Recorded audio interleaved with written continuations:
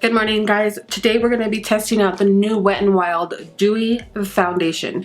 I picked mine up in the color Cream and Beige, which it's actually a really good match for my skin color. This was around $6 or $7. I think it was like $6 something at Ulta, and then on the Wet n Wild website it's around $6 as well. They have 20 shades in this, so it's not a bad selection. The shades that they have seem to go pretty dark and then pretty light, but I kind of fit into the middle of that, so I can't really testify too much about that. You do need to shake this very, very well. It is a very like loose type of foundation. It's not thick at all.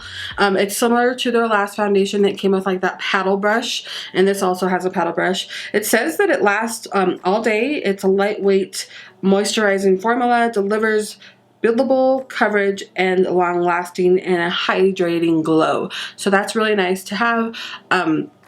Even though I have very oily skin, I still like to wear dewy foundation because it just makes my skin look a lot younger and more youthful during the winter months. The benefits of using Wet n Wild is that you're always going to get vegan, cruelty-free, and this one is actually gluten-free. It says to use a wet sponge.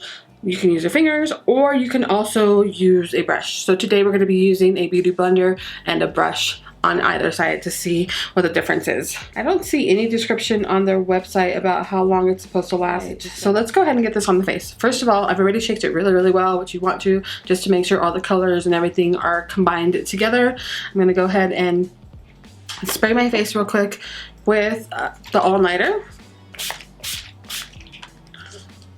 And then I'm going to go ahead and do my normal pore routine, which I'm going to go ahead and fill in my pores and everything. So first I'm going to go in with a matte foundation, or a matte primer from e.l.f. This is a newer primer and it actually works pretty well. I'm not complaining at all. It works really, really well. So I'm just going to put that all over my face. And then I'm going to go in with my pore filler. All right, let me go ahead and get close so you can see the state of my face from this point. Let's have it get focused. There you go. So you can see I have pores. I had a breakout just recently here. Every time I use the Neutrogena cleaning cloths, I end up getting a breakout. So I think there's something I'm allergic to, even though they're so convenient. So there's that. See, I have that. See, I have pores, but I did fill them in. There's that. I have wrinkles up here, so don't think that this claims to get rid of wrinkles or anything like that, but with that being said, we do want it to look really natural and really nice. I have been wearing this for a while now, about a week, so I know what it's going to do, and I'm excited to show you guys what it's going to do. So again, you really want to shake this really well. It is a very watery consistency, and I don't particularly like this paddle. You'll have to let me know what you guys think about it, but I don't like it at all. For some reason, it just cheapens the product for me. I would rather a pump myself. I don't know why they are doing their foundations like this. I just don't like it. So I'm going to do this side here with the blender, this side here with the sponge or the brush, and let's go ahead and put this on. So I'm just going to grab some of this, put it right here on the blender. There we go. And let's go here. So I'm always going to start right here just to make sure that I cover up this portion the most, since this is where I always break out. So here we go. And this is actually a really good match for my skin tone, so I'm happy about that. Even if they had like 20 different colors, they have a pretty good range. And Wet n Wild, the last one didn't seem to be too bad either when I purchased their matte one. I'm trying to figure out what their color ranges were. Now, even though this is more of a dewier type of foundation, it can get cakey really, really quick. So you want to be careful with that. Just be, you know, if you don't like cakey face, try to not use as much as I did. Now I'm just using like the clean side of the sponge and just kind of removing any of the excess that I have there. Okay, so here's the one side here with it covered. And then here's the side where it's not. You can see a big difference in the coverage here. You can see I still have redness here. You can see that I'm more balanced and it matches my neck here, which is really nice. I should probably do my whole ear. There we go. And then you can still see that it's not fully covering the marks that I have here. So I'm just going to take like the tiniest bit here on my finger and just kind of put that there. And let's just see if we can build it just in that area there. Not even gonna really tap it out too much. I want to see if it'll build and cover it there. So it did cover that. So that's an option if you need to cover certain areas there. You're gonna want to go ahead and just put like a little bit there and just kind of tap it in and see how that works out for you. I wouldn't put like a whole nother layer because, like I said, even though this is a thin foundation, it actually can get pretty thick quick. It acts more to me like a thicker, almost mattier type of foundation. So I'm gonna go ahead and go on this side with the brush here. I'm gonna use a Luxie 732, the Airbrush foundation brush. I love this brush. I got it in a Boxy Charm or something. I can't remember what it was a while back. And this is one of my favorite foundation brushes. So I'm just gonna go ahead and put a few little drops there. And let's go ahead and start here. Again, I'm gonna start here at the bottom like I did before. And see how this works. I have actually never used a brush to put this foundation on. In the mornings, I just kind of go right for my blenders. Just makes it a lot easier and faster. I'm in the bathroom already, you know, brushing my teeth and washing my face and stuff. And so I just take my blender in there right away with me and just clean it off and start over. So just makes it a lot easier for me. It does look a little streaky for me with the brush. So I'm not really enjoying that look.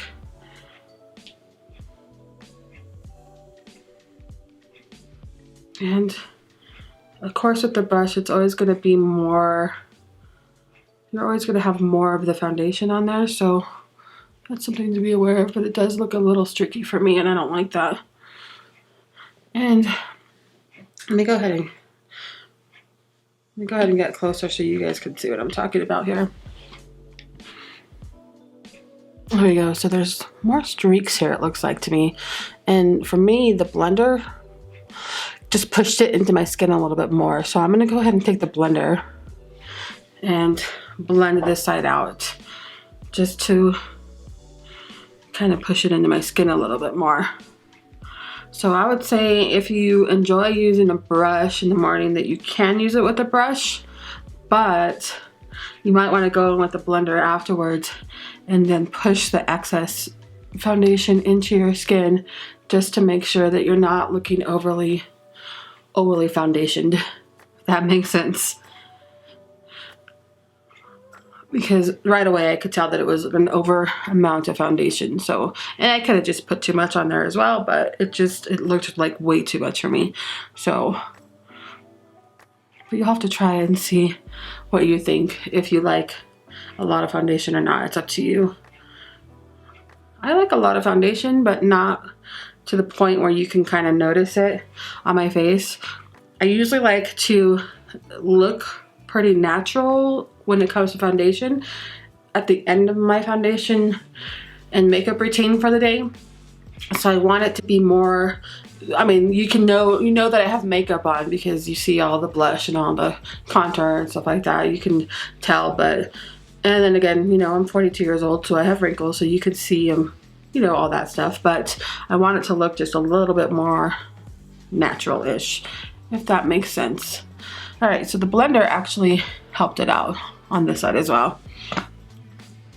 So I prefer myself the blender with this foundation. Again, if you are a brush person, I would give it a try and see what you think. I just felt like it was more streaky and I didn't like the streakiness that was going on with this foundation. There are some foundations that you can use with a brush and there's no streaks whatsoever. This for me is not one of them. All right, so this is what the state of my face looks like now that I've got everything on my face here, all foundation. I'm gonna go ahead and let's go ahead and use this again for under eye concealer. So I am going to just take the smallest little dot here, just dot, dot, and we're just gonna blend that out also with the blender here. So I have found lately that under eye concealers, unless they're really, really lightweight, they are just looking super crepey under my eyes. So I've just been using the foundation. I don't see any problem with that. It actually works out really well for me. And it's one less product that I have to buy. So give it a try if you haven't tried that out, just using your foundation as a concealer as well. I mean, that's what it's there for, so. And you really got the right color match if you can pick the right color. Sometimes you can't, but I mean, it just helps out. One less product there. All right, so I used it as a concealer. I'm gonna go ahead and set my face. I'm gonna use a Laura Mercier to do that. And let's go ahead and punch some of this in here. If you don't have Laura Mercier, it's not a bad powder.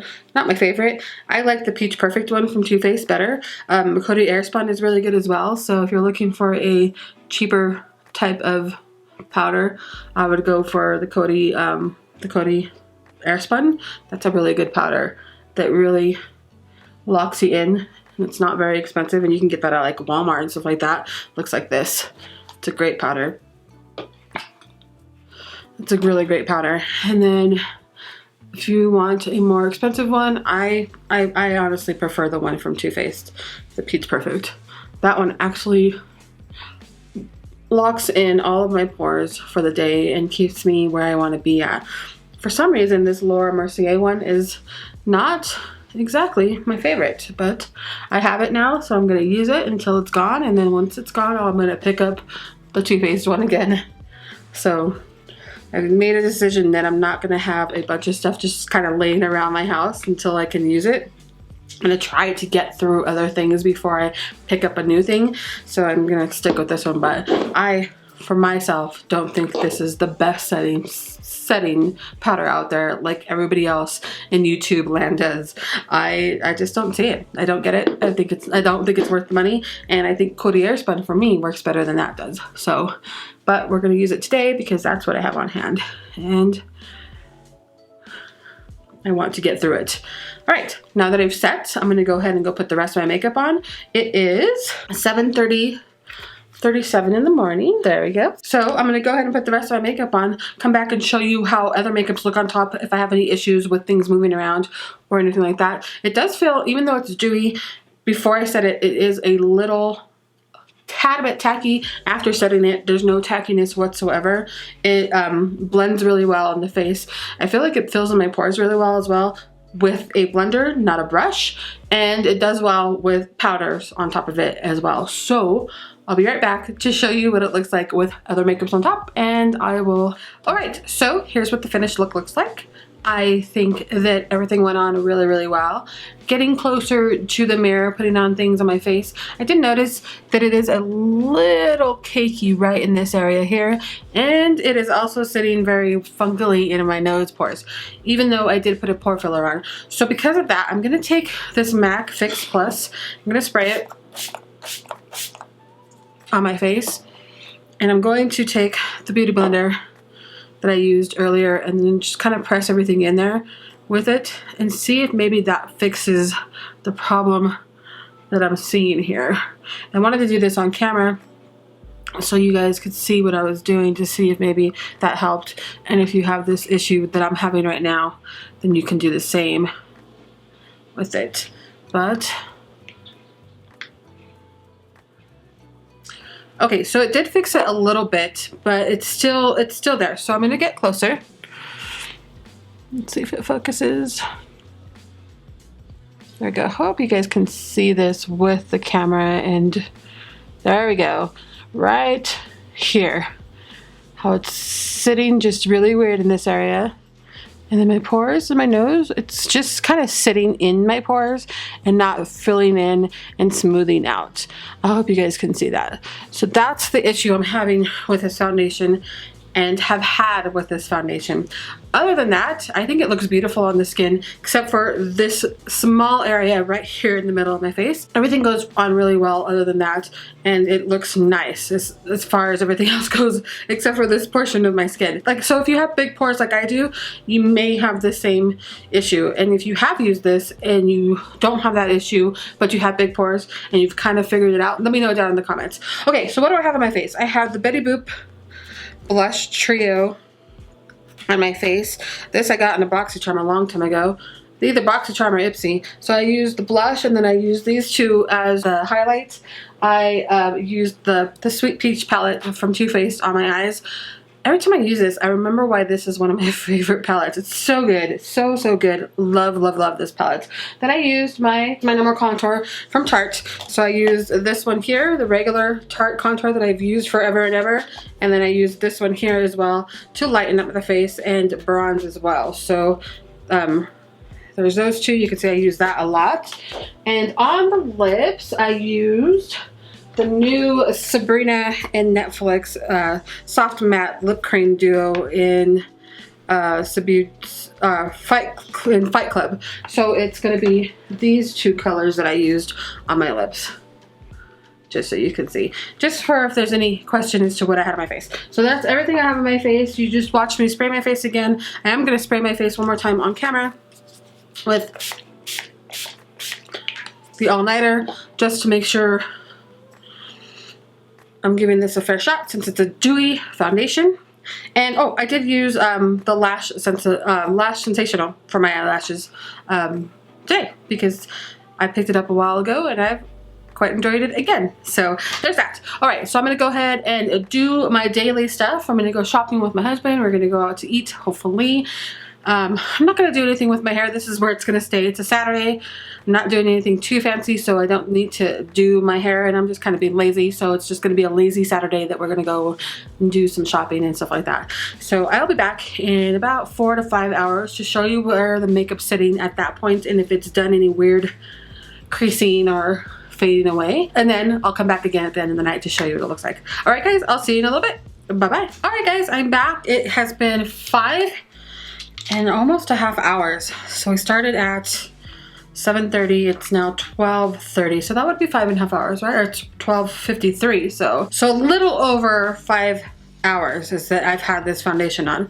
Let me show you the time real quick so you know. It is 12:53 in the afternoon.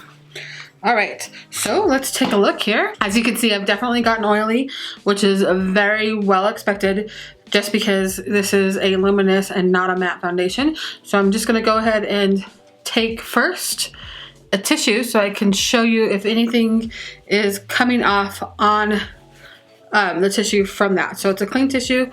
Just gonna gently tap. There we go. All right, and I hope you can see that there is a little bit of foundation coming off on there. Nothing too serious, but it definitely is coming off. I've been wearing glasses all day, so you can see on the sides of my nose, it's definitely moving around a little bit. Here on my nose, let's get a little close. It's building up in these areas here and here. And then on my forehead, it's also building up in the really deep lines I have there. So it's doing some stuff that I don't really like foundation to do. It's still doing that funky thing in my pores and my nose. Let me see. There we go.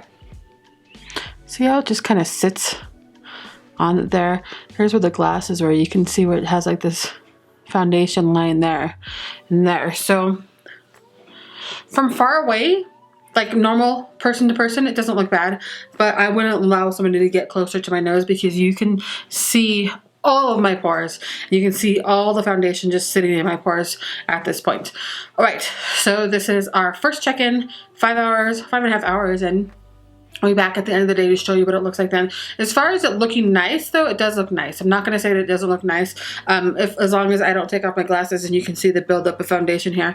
Other than that, everything else seems to be doing okay. It seems to be holding up really well here and here where I have a lot of scarring. The buildup in the lines on my forehead doesn't look bad. I asked my husband earlier if he's seen. He had to get really close to see it, so you have to get really close. I just don't like the way it sits in my nose right now. So that's something to be aware of if you have large pores like I do. All right, I'll be back in a couple more hours to show you what it looks like at the end of the day.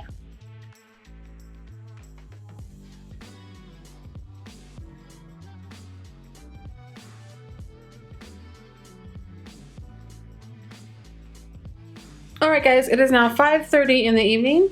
Luminous. So here's what it looks like at 10 hours. Again, I have oily skin. There's nothing I can do about that. Even matte foundations will get pretty oily on me. So I'm gonna go ahead and take the other side of this clean white towel here. And let's just go ahead and press and see where we are right now with the foundation coming off on stuff. If I just press something white next to it. All right, so at this point, a lot more seems to be coming off of my face because it's gotten so dewy and so oily throughout the day. It still pretty much sits where it sat earlier, I think. I'm not having any issues with that. It's still sitting really funny in my nose pores, which I don't really like the way that looks. It definitely kind of built up a little bit in the creases of my forehead there. And after I wiped away some of the oils, this portion kind of got better. Just this little area here between your nose and your forehead, that kind of got better after I wiped away the oils. But it's just the way it sits in my nose that I don't really like that. And the way it kind of gathers here in the nose creases, you can see how it just kind of gathers and pulls there. I don't like that at all. So for me, this foundation I think would be really, really good for somebody with dry skin or normal skin. I think the formula for this is pretty much built for dry to normal skin people. I am a very oily skinned person, so you guys already know that. So it's maybe just not something that works really well for my skin. There are other foundations out there that are luminous or dewy type of foundations that work really, really well with my oily skin, and I have no issues with them. So that's something to keep in mind, like this one here. The Neutrogena Hydro Boost, that's empty. I've completely used that up, and this is one of my favorite foundations. This one works really, really well for my oily skin. So that's something to keep in mind if you're wanting to do your foundation, something that's not going to be matte. That Neutrogena Hydro Boost hydrating tinted foundation is really, really good, and it works really well with my skin. I'll leave a link up here, I think, for it if you haven't watched that review. But yeah, I don't mind this foundation. I think it still looks really, really nice on the skin. I just think that because it is, you know, the way it's formulated, it just kind of does some funky stuff on my skin, you know. But as far as like staying coverage, like you can see that it's completely stood coverage the whole 10 hours. It doesn't seem to be fading away anywhere. I haven't been doing anything crazy today, but you know, I don't do anything crazy throughout my workday either. So this is how it would look at the end of my workday. I wouldn't mind going to the store with this makeup on still. I just wouldn't like people getting too close just because of the nose area, the pores. It's just the pores in my nose. Let me get close so you can see one more time. There we go. I hope that will focus there, but you can see how it just kind of pulls in the pores, and I have some pretty significant pores there, and I don't like the way it does that. So that's one thing I don't like. But other than that, it looks good when you're standing up, you know, talking distance from somebody. My husband didn't notice it, and then I had him get really close. He goes, okay, I see what you're talking about now. So that is my review for the new Wet n Wild Photo Focus Dewy Luminous Foundation. Let me know if you guys have tried this, what you thought about it. Did you get it to work for you? Do you have oily skin? Do you have dry skin, normal skin? I want to know what your guys' thoughts are on this. If you have any questions, make sure you put it down in the comments below, and I will talk to you guys on my next video.